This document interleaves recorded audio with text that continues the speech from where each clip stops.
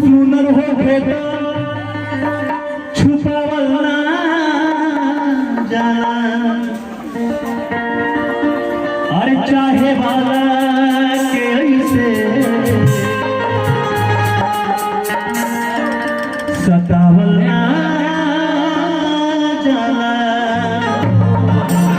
कैसे हो कि हई अखिया सबके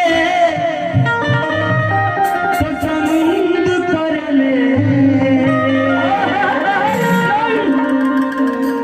अपना आशिक के अतना रुआवल ना चला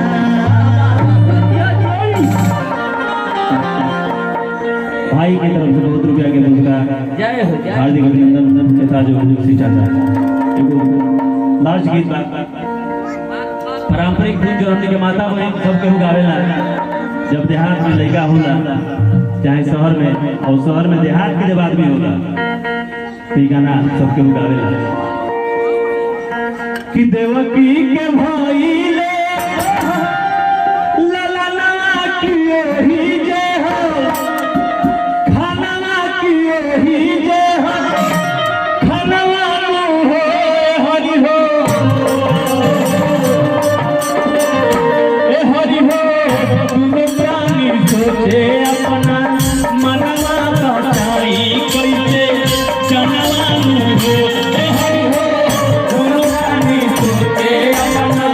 मनवा बताई कैसे जनवा हो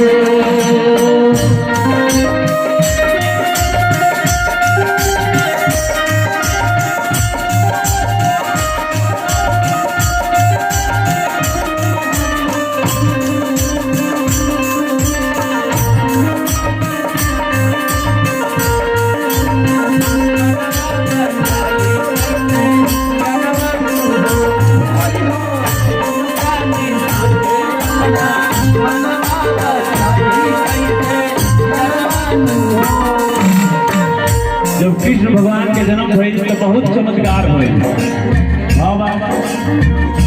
चके में खुलल हाके ओडिया की लोहा के ओडिया की लोहा के ओडिया हो हरि हो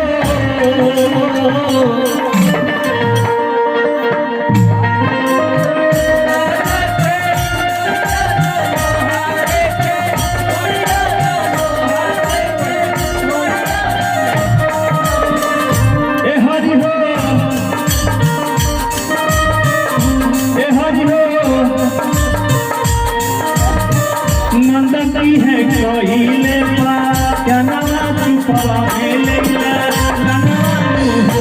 ए हरि हो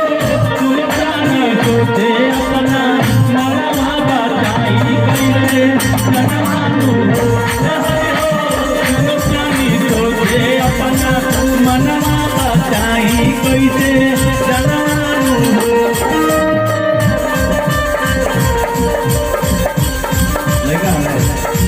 भाई हमारे अशोक पांडे जी के पुत्र के तरफ से बहुत रुपया का पुरस्कार भैया आपके तरफ से बहुत रुपया का पुरस्कार हार्दिक अभिनंदन यथा जो शिष्टाचार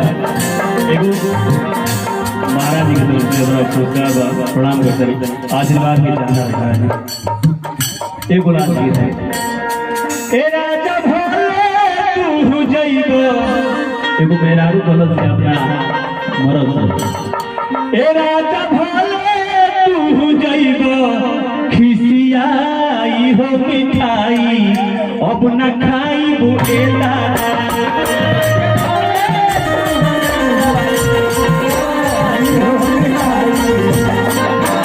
ए राजा भोले तू जइबो खिसियाई हो मिठाई अब न खाई बुएला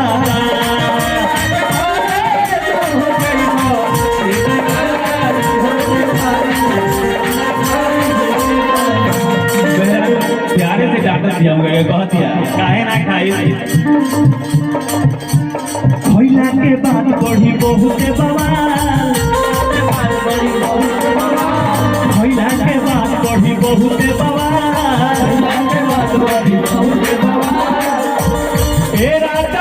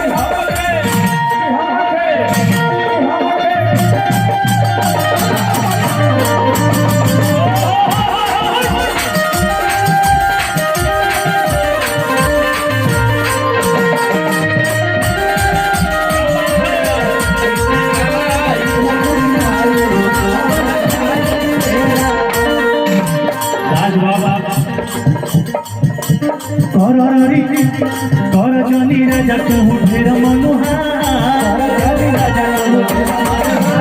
कर जनी राजा कहूँ ढेर मनोहार